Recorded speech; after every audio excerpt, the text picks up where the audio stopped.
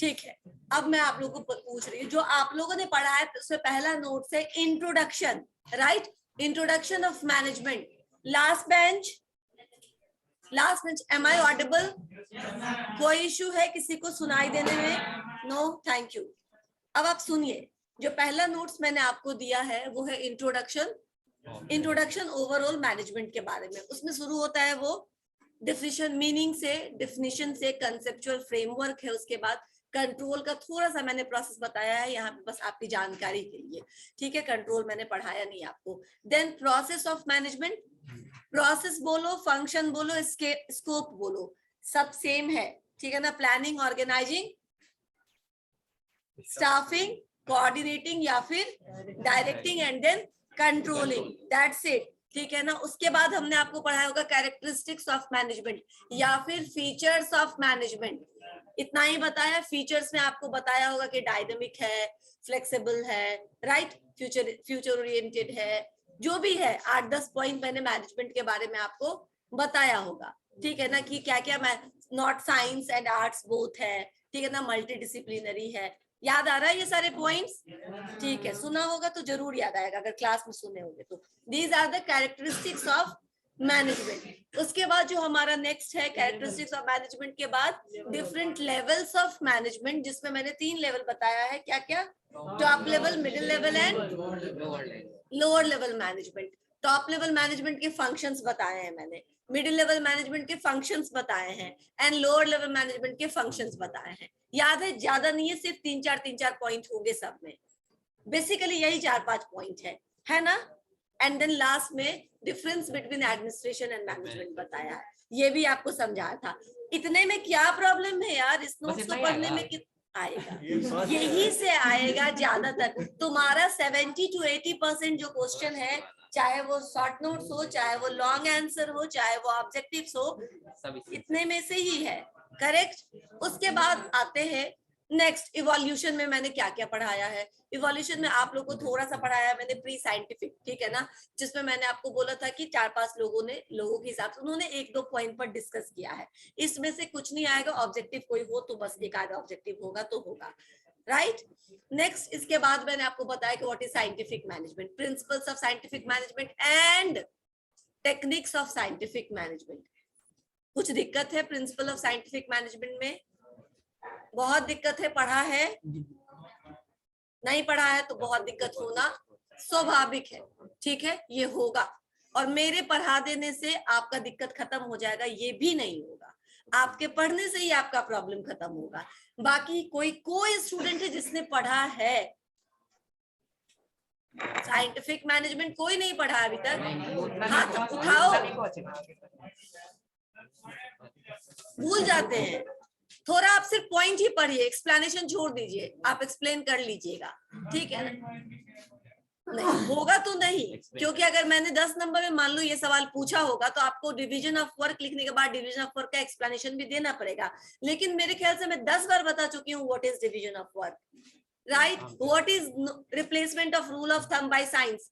किसको इसमें प्रॉब्लम है replacement of rule of thumb by science या no rule of thumb science? इसमें किसको प्रॉब्लम है?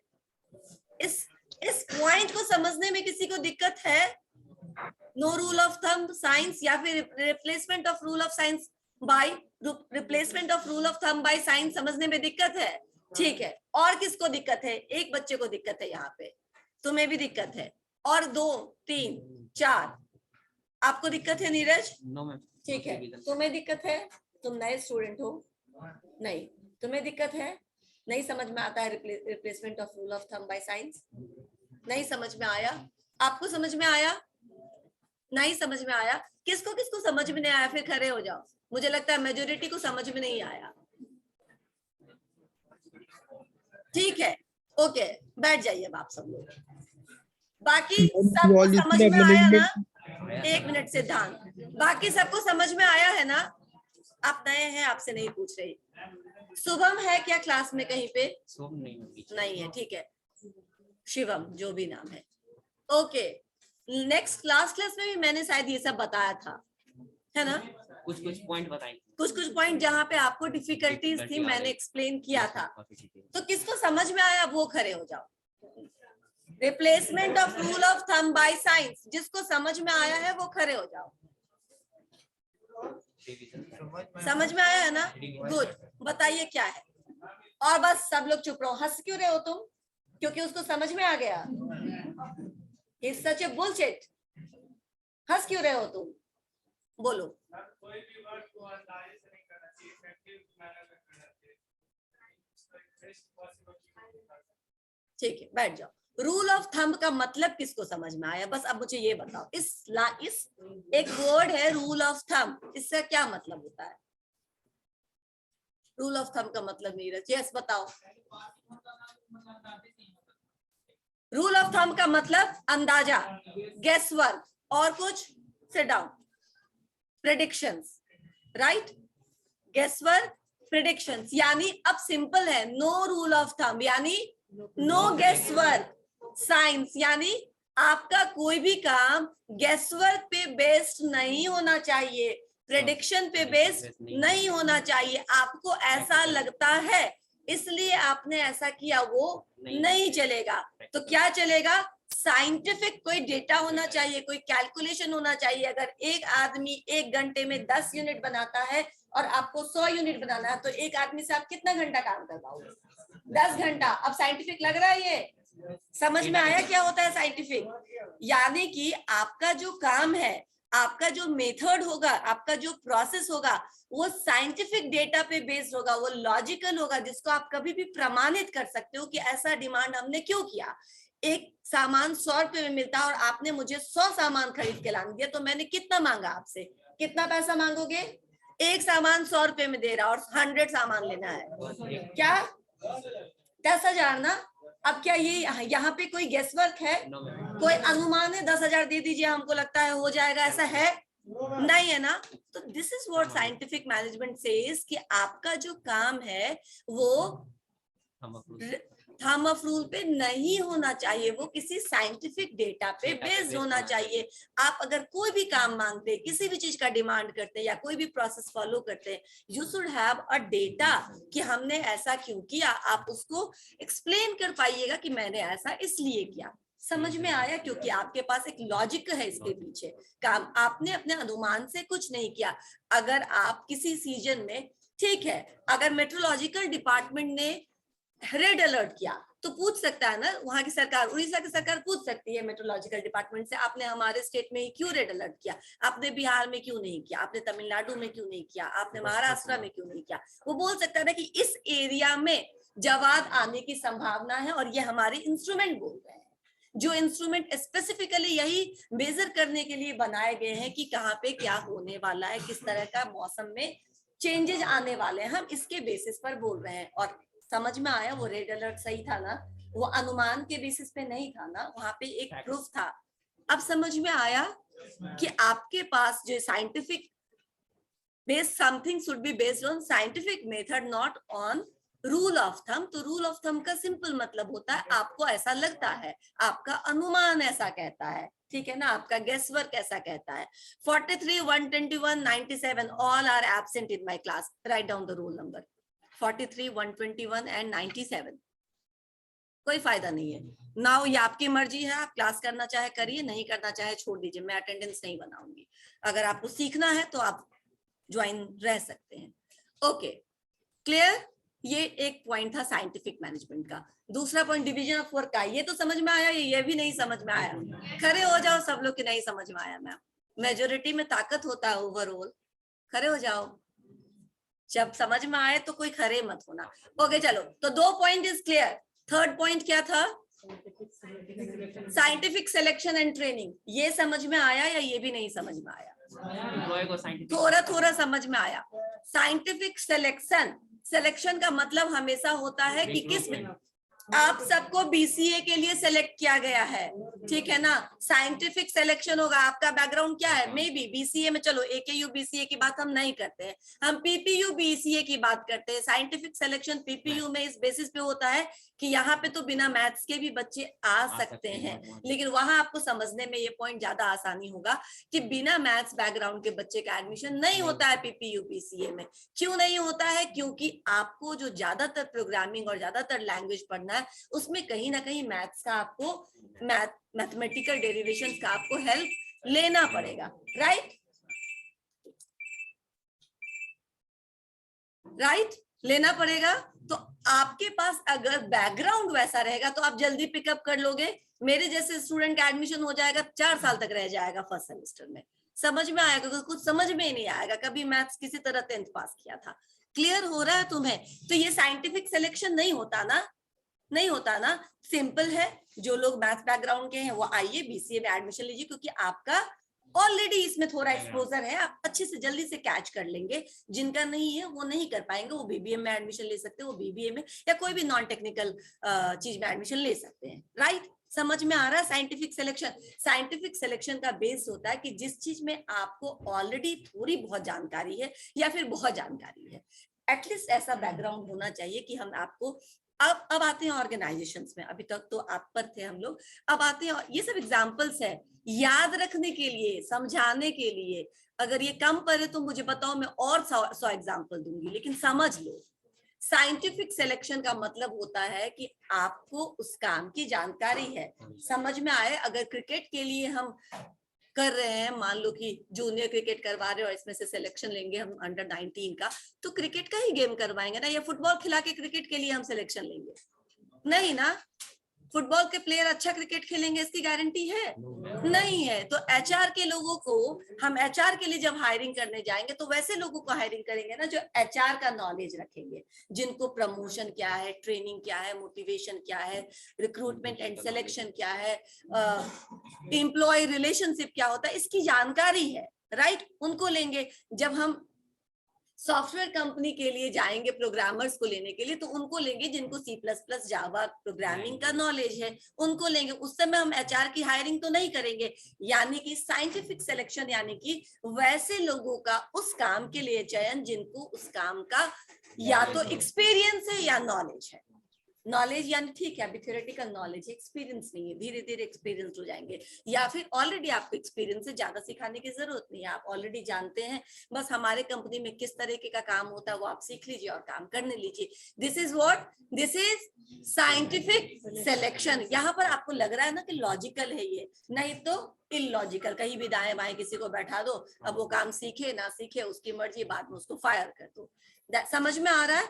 अच्छा, साइंटिफिक सिलेक्शन एक ही पार्ट है इस आंसर का। दूसरा था साइंटिफिक ट्रेनिंग। साइंटिफिक ट्रेनिंग यानी जैसे आपने नॉलेज के बेसिस पर किसी का सिलेक्शन किया है या फिर आपने एक्सपीरियंस के बेसिस पर सिलेक्शन किया है, 4-5 साल बाद टेक्नोलॉजी चेंज होता है, काम करने का तरीका चेंज होता है, या गवर्नमेंट का कुछ निर्देश चेंज हो जाता है, तो वो चेंज अडॉप्ट करने की जरूरत है। आप अपने एम्प्लॉय को अगर चेंज्ड एनवायरनमेंट के लिए ट्रेनिंग के थ्रू उनको इनहांस नहीं करेंगे उनके स्किल को, तो धीरे धीरे वो भी क्या हो जाएंगे, अनस्किल्ड हो जाएंगे, राइट। धीरे धीरे वो भी नए टेक्नोलॉजी के साथ कोप अप नहीं कर पाएंगे। अब कोप अप का मतलब एडजस्ट करना होता है, वो एडजस्ट नहीं कर पाएंगे, नई जो एडवांस टेक्नोलॉजी आएगी उसका सामना नहीं कर पाएंगे। इसलिए अगर आपने स्किलफुल लोगों को मार्केट से लिया है तो उनके स्किल को इम्प्रूव करना, इनहांस करना भी आपकी रिस्पॉन्सिबिलिटी है, जो ट्रेनिंग के माध्यम से किया जाता है। समय समय पे आपको रेगुलर इंटरवल पे ट्रेनिंग्स देना चाहिए ताकि आप जो अपडेटेड टेक्नोलॉजी है उसके बारे में अपडेटेड रहें। Scientific selection and scientific training समझ में आया? Thank you. अब और कौन सा पॉइंट है? 3 पॉइंट हमने डिस्कस किया। एक है मेरे ख्याल से कोऑपरेशन। कोऑपरेशन में कितनी बार बता चुकी, कोऑपरेशन मतलब सहयोग करना, झगड़ना नहीं। यानी कि जो मैनेजमेंट है और जो एम्प्लॉय है उनका काम, दोनों का भला इसी में है, दोनों आपस में दोस्ती से रहे, एडजस्ट करके रहे, कोऑपरेट करके रहे।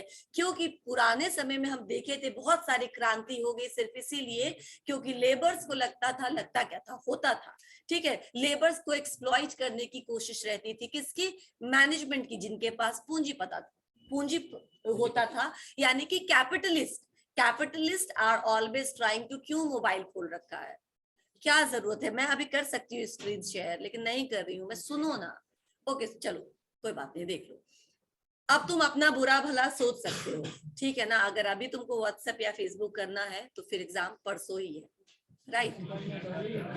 कल ही है, कल इंग्लिश है, मैं अपने एग्जाम का परसों है ना। ओके नाउ ठीक है, मैं क्या बता रही थी, कोऑपरेशन तो मैनेजमेंट को और एम्प्लॉई को, एम्प्लॉई इज वन पार्टी जो काम करता है, मैनेजमेंट जिनके लिए काम करते हैं वो लोग, दोनों का आपस में कोऑपरेटिव वे में काम करना चाहिए, दोनों को एक दूसरे को अपना कॉम्प्लीमेंट्री कॉपी समझना चाहिए, क्योंकि एक के बिना दूसरे का काम नहीं होगा। अगर सारे मजदूर चले जाएं तो कैपिटलिस्ट की कैपिटल जो भी है वो ऐसे ही रखी रखी खराब हो जाएगी, काम नहीं हो पाएगा। और अगर सारे कैपिटलिस्ट अपना काम बंद करके चले जाए कहीं दूसरी जगह तो क्या होगा, वही होगा जो बिहार में हो रहा है, इंडस्ट्रीज नहीं है, बेरोजगारी बढ़ रहा है, बेरोजगारी बढ़ेगा तो चोरी चपारी भ्रष्टाचार सब बढ़ेगा, राइट। अच्छा कुछ नहीं होगा, बुरा सब कुछ होगा। समझ में आ रहा है? इसीलिए आप दोनों एक दूसरे को कोऑपरेट करिए, कॉन्फ्लिक्ट मत रखिए, आपस में झगड़ा कलह को कम करिए और दोस्ती को बढ़ावा दीजिए।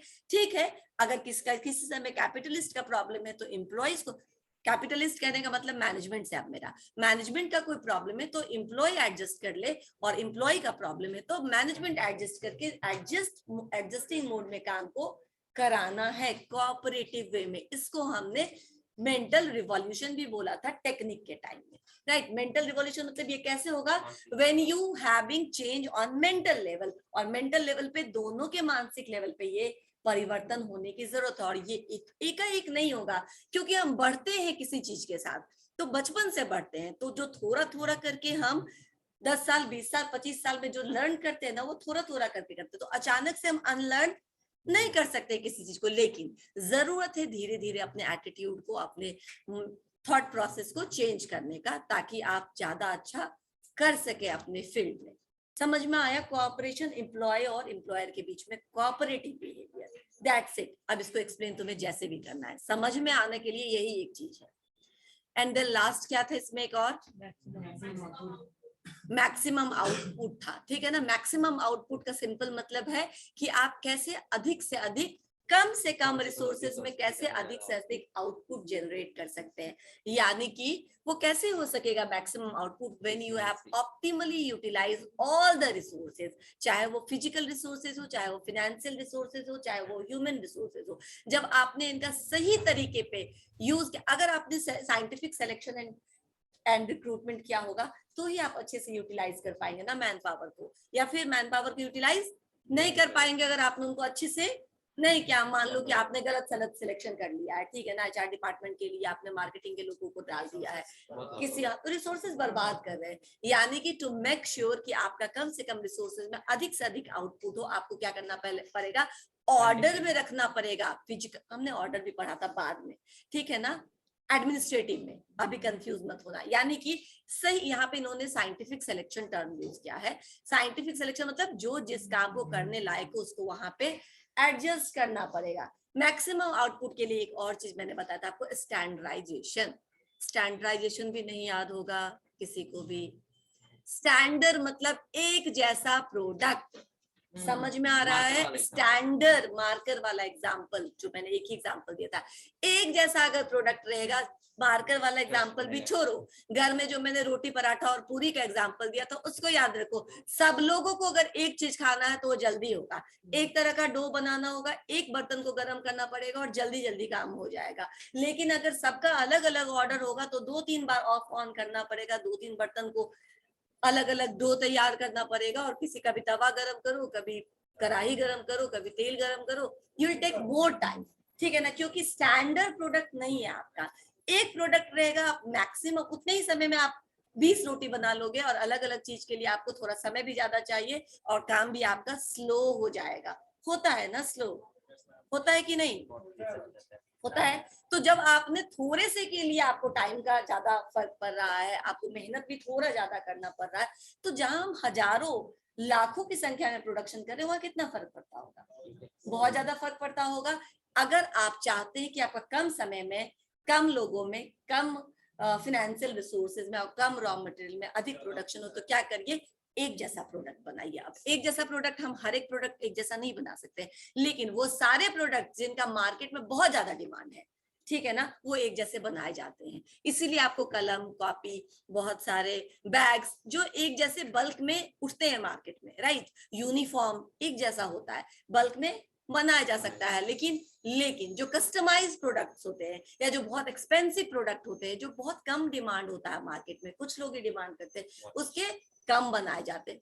एक्सपेंसिव वॉच, एक्सपेंसिव ऑटोमोबाइल्स, ठीक है ना, 4 व्हीलर्स या एक्सपेंसिव कोई भी चीज, ज्वेलरी जो बहुत महंगा है, जिसका डिमांड कम है, जो निश मार्केट के लिए, निश मतलब एक खास ग्रुप ऑफ कस्टमर के लिए ही बना रहे हैं हम, सबके लिए नहीं है, क्योंकि सब उसको अफोर्ड ही नहीं कर पाएगा। अब घर ही में हीरे लगे हुए हैं, सब लोग अफोर्ड नहीं कर सकता है, राइट, तो वो आप कम लोगों के लिए बना रहे हैं। मार्केट साफ साफ बोलता है बनाने वाला कि हम भाई 10 लोगों को ही बेचेंगे, लेकिन एक्सपेंसिव बेचेंगे, तो वो उनका कहाँ से, क्या वो नुकसान सह के बेचते हैं? उनका क्या होता है कि 100 यूनिट का दाम एक पे लगा होता है, या 1000 यूनिट का दाम एक पे लगा होता है। क्यों? क्योंकि उनको पता है यहाँ पे पेइंग कैपेसिटी है, हमारे कस्टमर पे कर सकते हैं जिनके लिए हम ये प्रोडक्ट बना रहे हैं। तो उसको आप क्या कर सकते हैं, उसको आप स्टैंडर्डाइज नहीं कर सकते, उसको आप स्पेशलाइज्ड बनाते हैं, ठीक है ना, कस्टमाइज बनाते हैं, लोगों के ऑर्डर के हिसाब से बनाते हैं। लेकिन नॉर्मली तो चलता है ना बल्क में, तो आप बल्क में बनाते हैं, बल्क में वो खप जाता है, आपका जो कॉस्ट है वो कहाँ से कवर होता है? प्रॉफिट मार्जिन छोटा होता है, लेकिन फिर भी आप प्रॉफिट में रहते हैं, क्योंकि आपका वॉल्यूम ज्यादा बिकता है। तो maximum output with the help of standardisation. Clear? और स्टैंडर्डाइजेशन मतलब एक जैसा प्रोडक्ट अधिक से अधिक बनाना। कुछ एग्जांपल नहीं, कुछ याद नहीं रहे तो इतना भी याद रहेगा कि मैम ने कुछ पूरी रोटी वाला एग्जांपल दिया था, तो तुम बता कंक्लूड कर लोगे, यानी एक जैसा प्रोडक्ट बनाएंगे तो कम रिसोर्सेज में ज्यादा बन जाएगा। रिसोर्सेज समय भी है, ये भी याद रखना, आदमी भी है, पैसा भी है, रॉ मटेरियल भी है, जो आप मशीन यूज कर रहे हो वो भी है। क्लियर? तो मेरे ख्याल से हमने 5 principle of scientific management 5 cover कर लिया। इसी का टेक्निक्स था क्या? एक टेक्निक था क्या? Functional foremanship. मैंने बताया था आपको, फंक्शनल फोरमैनशिप यानी फंक्शंस के बेसिस पर उसके एक्सपर्ट्स, ठीक है ना, यानी कि प्लानिंग और प्रोडक्शन दोनों डिपार्टमेंट में 4 स्पेशलिस्ट है जो अलग अलग काम में इन्वॉल्व है, ठीक है ना। वो अलग अलग काम, अब जब वर्कर के पास ऑर्डर जाएगा तो चारों एक्सपर्ट्स अपने अपने एरिया का बस ऑर्डर देंगे उसको, यानी एक वर्कर को 8 बॉसेस से क्या आ रहा है? ऑर्डर मिल रहा है। 4 तो प्लानिंग डिपार्टमेंट के और 4 ऑपरेशंस या प्रोडक्शन डिपार्टमेंट के, राइट। तो उनको सबको दिमाग में रख करके आगे चलना पड़ेगा। इससे फायदा क्या होगा? तो हर एक काम का एक्सपर्ट एडवाइस आपको मिलेगा। समझ में आया? ठीक है, लेकिन नुकसान क्या होगा कि आप कंफ्यूज हो जाएंगे, किसकी बात सुने किसकी बात नहीं सुने। या FW टेलर ने बोला था फंक्शनल फोरमैनशिप, ठीक है, और फंक्शनल फोरमैनशिप FW टेलर ने बताया था, और दूसरा कौन है? हेनरी फ्योल ने बताया था कॉन्ट्राडिक्टरी यूनिटी ऑफ कमांड। जो तुम लोगों में से किसी ने पूछा था यूनिटी ऑफ कमांड क्या है? यूनिटी ऑफ कमांड में एक ही बॉस रहेगा, वही सारे इंस्ट्रक्शंस देगा, right. One boss one subordinate, right. और यहाँ पे multiple boss and specialised orders. Clear हुआ? ठीक है। फंक्शनल फोरमैनशिप के बाद हमने डिफरेंशियल वेजेस सिस्टम भी बताया था। डिफरेंशियल वेजेस सिस्टम का मतलब अलग अलग काम के लिए, हाँ, नहीं, सीधा डिफरेंशियल वेजेस सिस्टम का मतलब 2 तरह का wage, higher wage, lower wage, maximum wage, minimum wage. सुनोगे तो समझ में आएगा, higher wages and lower wages, यानी मैक्सिमम वेजेज और मिनिमम वेजेज। अब मैक्सिमम वेजेस उसको जो रोज का टारगेट पूरा कर लेता है, या उसको टच कर लेता है, या उसको क्रॉस कर लेता है, टारगेट भी याद रखोगे हो जाएगा। लोअर वेजेज या मिनिमम वेजेज उसको जो उसके नीचे रह जाता है, ठीक है। कोई झगड़ा झंझट नहीं, हमने पहले बता दिया। हमारी कंपनी में 2 वेज सिस्टम है। अगर आप टारगेट अचीव करते हैं तो आपको मैक्सिमम या हायर वेजेस रेट के हिसाब से मिलेगा, अगर आप नहीं अचीव करते तो आपको लोअर वेजेस के हिसाब से मिलेगा। इसका जो कॉन्सिक्वेंसेस ये होगा कि आपके ज्यादातर लोग अपने आप मोटिवेटेड रहेंगे अधिक से अधिक काम करने के लिए।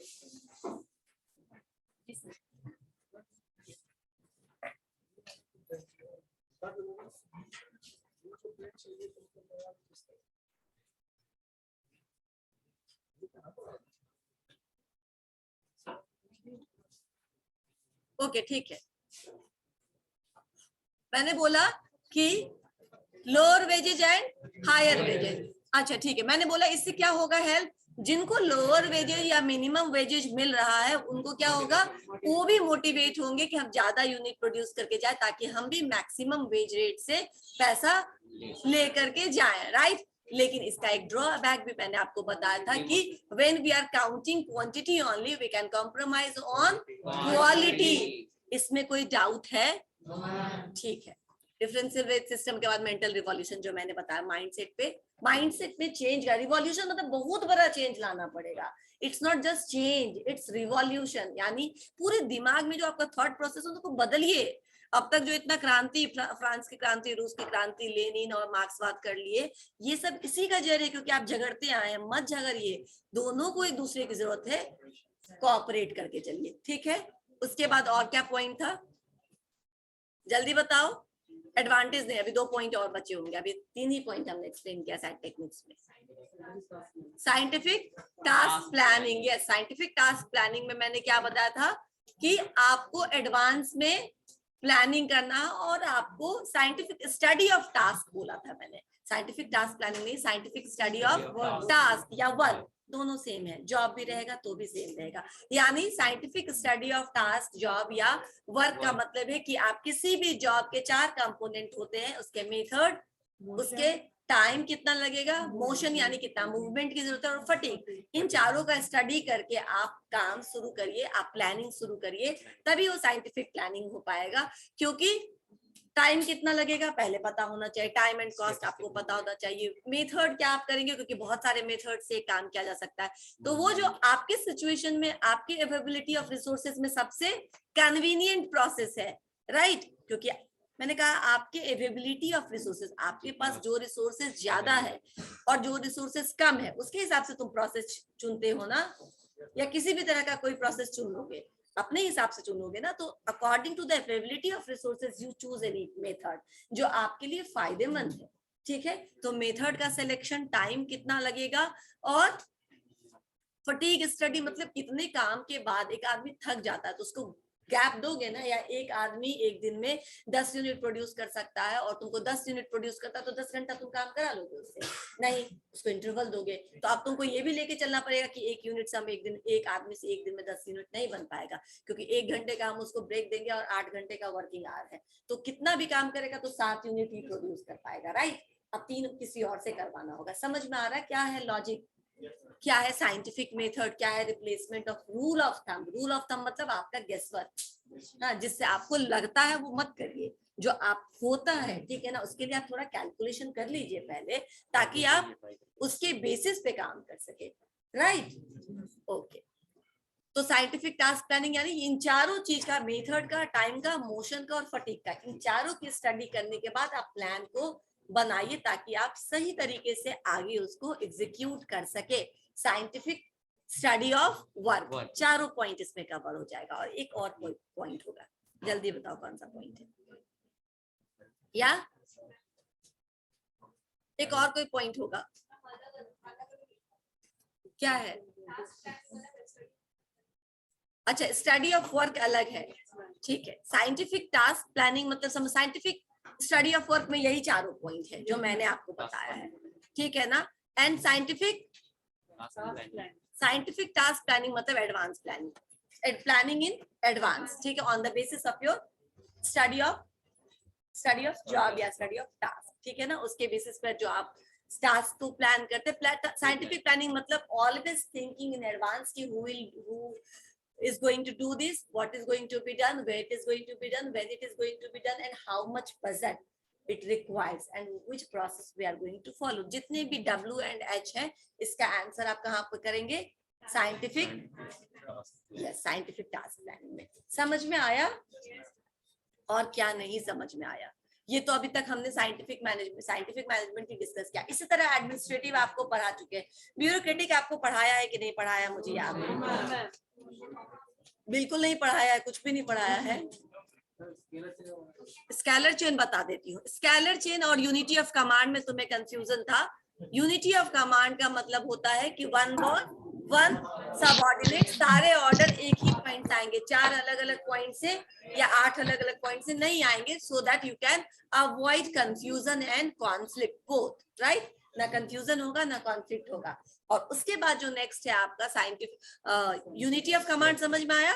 यानी एक जगह से। यूनिटी ऑफ डायरेक्शन मतलब सारे डिपार्टमेंट का या सारे लोगों का एक ही गोल को प्राप्त करने के लिए सारा एफर्ट लग रहा है, यानी प्लानिंग, ऑर्गेनाइजिंग या फिर planning department, HR department, operational department, production department, marketing department, सभी काम कर रहे हैं किस लिए? ताकि वो एक ऑर्गेनाइजेशनल गोल को अचीव कर सके, अलग अलग दिशा में कोई एफर्ट नहीं लगा रहा है, राइट? ये यूनिटी ऑफ डायरेक्शन हो गया। और आप स्केलर चेन पूछा, स्केलर चेन का कम्युनिकेशन से रिलेशन है। कैसा कम्युनिकेशन से रिलेशन है? तो फॉर्मल कम्युनिकेशन से रिलेशन है, यानी कि ए बी सी डी, अगर मान लो 4 हायरार्की पे अलग अलग एम्प्लॉय बैठे हैं और डी को ए से कुछ बात करना है, तो वो डायरेक्ट ए के पास नहीं जा सकता। किसके पास जाएगा? पहले डी, सी के पास, सी बी के पास और बी ए के पास। यानी कि हर एक आदमी को पता है कि ए और डी में क्या बात हुई। इससे क्या होगा? यूनिटी ऑफ कमांड को आप मैनेज कर सकते हैं। आपके बीच में अगर कोई और ऑर्डर देगा तो उसको पता है कि ऑलरेडी डी किस काम में बिजी है, राइट? तो आप यूनिटी ऑफ कमांड फॉलो कर सकते हैं। दूसरा, इससे क्या होगा? ट्रांसपेरेंसी बनी रहेगी, ठीक है ना? ट्रांसपेरेंसी मतलब कौन किस काम में बिजी है ये भी पता रहेगा, कुछ भी हिडन नहीं रहेगा। और ट्रांसपेरेंसी बहुत जरूरी है ऑर्गेनाइजेशन में एक अच्छा एटमॉस्फेयर या एनवायरनमेंट क्रिएट करने के लिए। अदरवाइज हिडन अगर बातचीत होती है तो कई बार कंफ्यूजन हो सकता है, राइट? लेकिन अगर इमरजेंसी है तो आप गैंग प्लैंक या फिर इमरजेंसी कम्युनिकेशन का यूज कर सकते हो। मतलब उस समय आप ये चेन को ब्रेक कर सकते हैं और डायरेक्ट अगर डी चाहे ए से तो बात कर सकता है। लेकिन this is only in emergency situation, जहां आपके पास ज्यादा समय नहीं था बात करने के लिए, ठीक है ना? जहां आप इतना ज्यादा वेट नहीं कर सकते थे, अदरवाइज इसका निगेटिव इम्पैक्ट पड़ता है आपके आउटकम पे। क्लियर? सबको समझ में आया? यस मैम मत बोलो, अगर नहीं समझ में आया तो 10 बार नो मैम बोलो, पर अभी बोलो, फिर अगले क्लास में मत बोलना कि नहीं समझ में आया। क्लियर है? और कुछ बचा है जो पूछना है अभी तक में?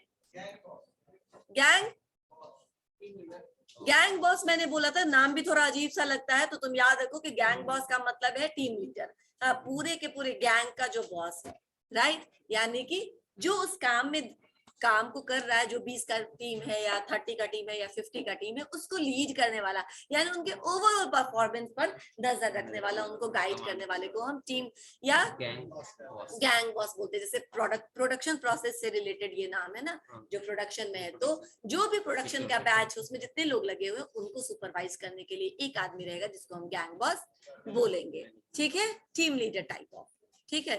और कुछ question? Insubordination, not sub, insubordination of individual over general interest, ये कौन समझा सकता है इस क्लास में? Insubordination of individual interest over general interest, यही पॉइंट है। इनसबऑर्डिनेट, सबऑर्डिनेट मतलब सबऑर्डिनेट, सब ऑर्डर, नीचे का ऑर्डर, ठीक है ना? यानी कि वो कौन बता सकता है? इंडिविजुअल इंटरेस्ट, अच्छा ठीक है, subordination of individual interest over general interest, कौन बता सकता है इसको? अपना लॉजिक लगाओ यार। सबऑर्ड, हाँ यस बोलो।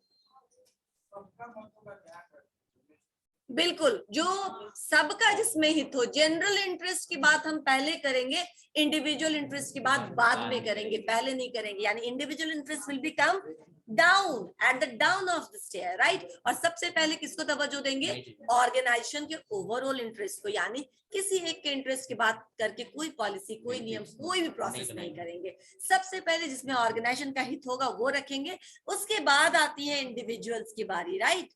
तो अब क्यों आता है ऐसा? क्योंकि अगर ऑर्गेनाइजेशन ग्रो करेगा तो सब ग्रो करेंगे, भले ही कोई ज्यादा कोई कम ग्रो करे। लेकिन सिर्फ एक इंडिविजुअल के ग्रोथ से ना ऑर्गेनाइजेशन का ग्रोथ होगा, ना बाकी के लोगों का ग्रोथ होगा।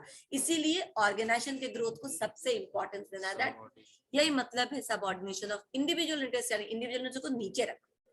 मैं तुम्हें मतलब बता के बताती हूँ, एक एक वर्ड का मतलब बताती हूँ ताकि आप कुछ याद करके लिख लीजिए, ठीक है ना? सिंपल नहीं बता देती हूँ। Replacement of rule of thumb का मतलब होता है कि no guess work, it should be based on scientific logic. मैंने आपको बताया कि रूल ऑफ थंब का मतलब क्या होता है।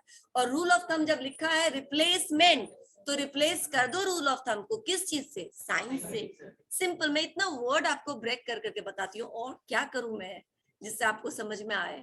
अब पढ़ना शुरू तो करिए, या फिर आप अटेंटिव रहना शुरू करिए क्लास में। आप अटेंटिव रहेंगे तो पढ़ेंगे। बुक का और मेरे नोट्स का आपस में कोई संबंध नहीं होगा, मैं अभी बोल देती हूँ। इसलिए क्योंकि मैंने आपके बुक को कभी नहीं देखा है, लिटरली कभी नहीं देखा, उसमें क्या लिखा है नहीं लिखा मुझे कुछ नहीं पता है, लेकिन मैंने आपके सिलेबस को देखा और मेरे लिए आप इंपॉर्टेंट है आपका सिलेबस। आप 10 बुक से पढ़ सकते हैं कि नहीं? एक सब्जेक्ट के 10 बुक होते हैं कि नहीं होते हैं? मैं कैसे, मैंने बहुत सारे बुक से पढ़ा है, लेकिन तुम्हारा बुक में क्या है नहीं है मुझे क्या मतलब है उससे। मैंने सिलेबस को देखा है और सिलेबस में जो चीज है वो सारी चीज मेरे नोट्स में है। आपको अगर नहीं समझ में आता है सिलेबस का कोई पॉइंट तो आप पूछिए। बुक्स में ना, बुक्स आर ओशन, ठीक है ना, बुक्स में बहुत कुछ होता है, आपको चुनना है कि उसमें से मुझे क्या उठाना है क्या छोड़ना है, क्योंकि आप पूरा समुद्र तो नहीं 6 महीने में उपज लीजिएगा, कर लीजिएगा क्या? नहीं ना।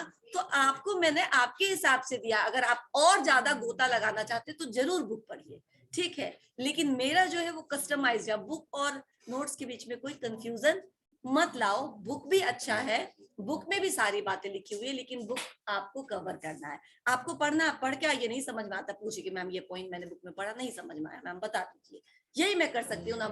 बाकी मैंने जो आपको दिया वो बिल्कुल आपके सिलेबस से मैच करता है। सिलेबस का एक भी पॉइंट अगर मेरे नोट्स में छूट रहा हो तो यू कैन आस्क मी, छूट रहा है क्या कुछ भी अभी तक?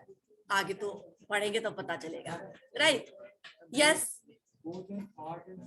हाँ, वाई मैनेजमेंट इज, ये कैरेक्टरिस्टिक्स है मैनेजमेंट का कि management is both science and arts. Why management is both science and art? क्योंकि साइंस में जैसे एक डेफिनेट थियरीज होता है, प्रिंसिपल होता है, वो यहाँ पे भी है। आपने अभी ही पढ़ा है principle of scientific management, right? आपने टेक्निक्स भी पढ़ा है, आप आगे भी कई तरह के प्रिंसिपल एंड टेक्निक्स पढ़ेंगे, राइट? प्लानिंग प्रिंसिपल्स क्या है ये भी आप पढ़ेंगे, आप डिसेंट्रलाइजेशन एंड सेंट्रलाइजेशन का क्या टेक्निक्स है, क्या प्रिंसिपल है, आप ये भी पढ़ेंगे। लेकिन वो जो प्रिंसिपल्स है वो साइंस की तरह बिल्कुल हार्ड एंड फास्ट नहीं है। यानी मैंने आपको बताया होगा कि जैसे आपने मैथ्स में पढ़ा होगा कि a प्लस बी का whole square equal to a square plus b square plus 2ab, वो ऑलवेज नहीं होता है मैनेजमेंट में, क्योंकि मैनेजमेंट में आप जिस इन्वायरमेंट में काम कर रहे हैं वहां पे इन्वायरमेंट चेंज करते रहता है, कीप चेंजिंग। तो आपका कांस्टेंट है, कुछ वैल्यूज कांस्टेंट होते तभी आपके वो फॉर्मूला क्या होता है, चलता है, राइट? लेकिन यहाँ पे आपका कुछ भी कांस्टेंट नहीं है। इंटरनल एनवायरनमेंट एक्सटर्नल एनवायरनमेंट दोनों डायनामिक है। डायनामिक मतलब दोनों बदलते रहता है। तो वो जो प्रिंसिपल्स है, वो जो आपको थियरीज देंगे, that is just a guideline, ठीक है ना? उसको कैसे आप इंप्लीमेंट करेंगे that depends upon the managerial skill, right? 1 + 1 = 2। अगर मैं बोलूं कि मैनेजमेंट कहता है 1 + 1 can be more than 2, then आप बोलोगे गलत है, ये नहीं हो सकता है, पर ये होता है। For example there is a theory of synergy, synergy effect बोलते हैं, पॉइंट होता है सिनर्जी इफेक्ट। मैं उसका एग्जाम्पल देती हूँ। मान लो कि ये लिखने में अच्छा है, ठीक है, ये बोलने में अच्छा है, या फिर वो, और ये बोलने में अच्छा, और ये उसको प्रेजेंट करने में अच्छी है। अगर मैं तुम्हें ये कोई काम अकेले दूं तो तुम 2-3 काम है तुमको करना, बोलना, लिखना और प्रेजेंट करना। तुम सिर्फ लिख अच्छा सकते हो ना, क्योंकि तुम लिखने में अच्छे हो, बाकी 2 काम अच्छा नहीं होगा।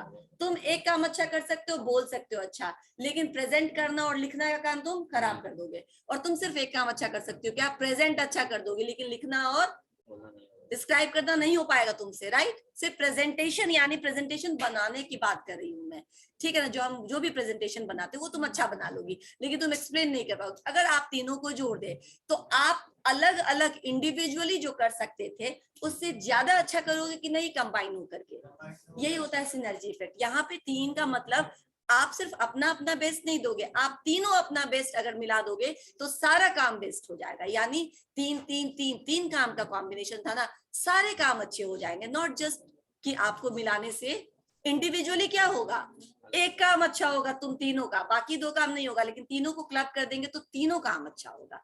समझ में आया? यानी आउटपुट जो है आपका वो इन तीनों के जोड़ से ज्यादा मिल रहा है कि नहीं मिल रहा है ना? समझ में आया synergy effect? This is art, this is art. अब एक मैनेजर को पता होना चाहिए कि किसको टीम लीडर के रूप में चुनना है, किसको हमको मार्केटिंग एम्प्लॉय के बारे में के लिए चुनना है, किनको लाइजनिंग के लिए चुनना है, किनको प्रोग्रामिंग के लिए चुनना है, क्योंकि हर आदमी हर काम में अच्छा नहीं होता है ना। मैनेजर के आर्ट पे डिपेंड करता है कि आप कौन सा थ्योरी, कौन सा प्रिंसिपल इंप्लीमेंट करेंगे, उसको कितना फ्लेक्सिबिलिटी के साथ इंप्लीमेंट करेंगे ताकि वो आपके सिचुएशन के लिए अच्छा, ठीक है? That's why it is both science and arts.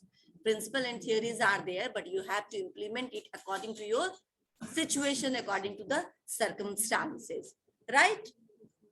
और कुछ पूछना है? स्पिरिट डिकॉप्स मतलब टीम वर्क, यानी कोई भी मैनेजर मेरा मेरा मेरा मेरा करता है, that mean that he is not a good manager, ठीक है ना। मैंने ये काम अच्छा किया, मैंने ये काम अच्छा किया, मैंने आपके लिए ये किया, मैंने आप अच्छे नहीं है, इसका मतलब है आप अकेले कुछ कर ही नहीं सकते हो। किसी भी ऑर्गेनाइजेशन में अकेला कोई अस्तित्व नहीं होता है।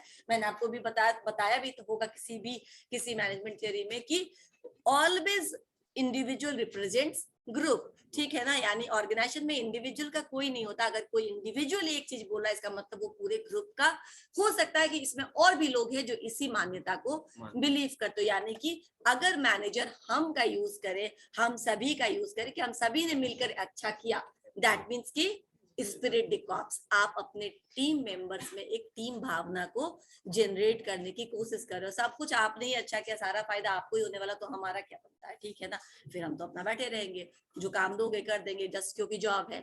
लेकिन मोटिवेशन क्या होगा? Zero, right. मोटिवेशन तब आता है जब आपको भी बराबरी का रिस्पॉन्सिबिलिटी और बराबरी का अपॉर्चुनिटी मिले, राइट। तो स्पिरिट डिकॉप्स का मतलब होता है टीम स्पिरिट जगाना अपने एम्प्लॉइज में। क्लियर? अटेंडेंस ले लें। रेम्यूनरेशन मतलब सैलरी, फेयर। अब बोलो, ब्यूरोक्रेटिक मैनेजमेंट तक ही आएगा, उतना ही तक आएगा, और उतना पढ़ाया होगा तो उतना ही तक आएगा।